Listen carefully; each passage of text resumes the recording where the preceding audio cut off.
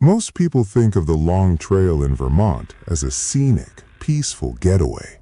For Mark, Sarah, and David, three friends who had been hiking together since college, that's exactly what it was supposed to be. They were experienced.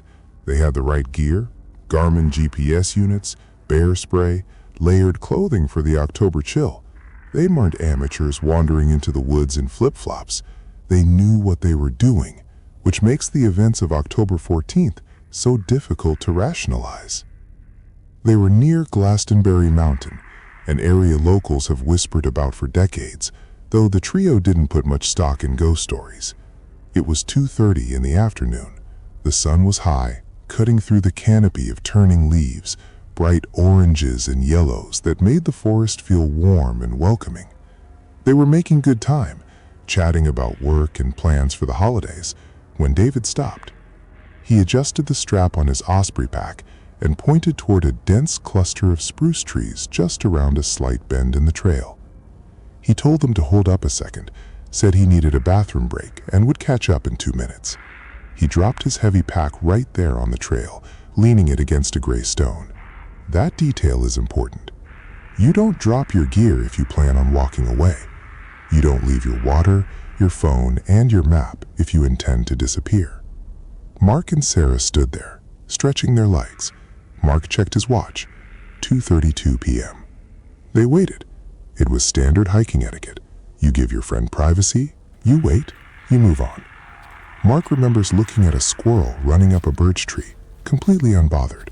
The woods were noisy, wind in the leaves, birds chirping, the distant hum of a plane overhead. 5 minutes passed. Sarah made a joke about David falling in. They laughed, but it was a shallow laugh. 5 minutes is a long time when you're just standing on a trail doing nothing. 10 minutes passed. Mark checked his watch again. 2:42 p.m. The annoyance started to set in. They had miles to cover before sundown. Mark cupped his hands around his mouth and yelled David's name. He expected a "yeah, coming" or a grunt of acknowledgement. Instead, the woods just absorbed his voice. Mark and Sarah exchanged a look. It wasn't panic yet, just confusion. They walked around the bend, maybe 30 feet from where David had dropped his pack.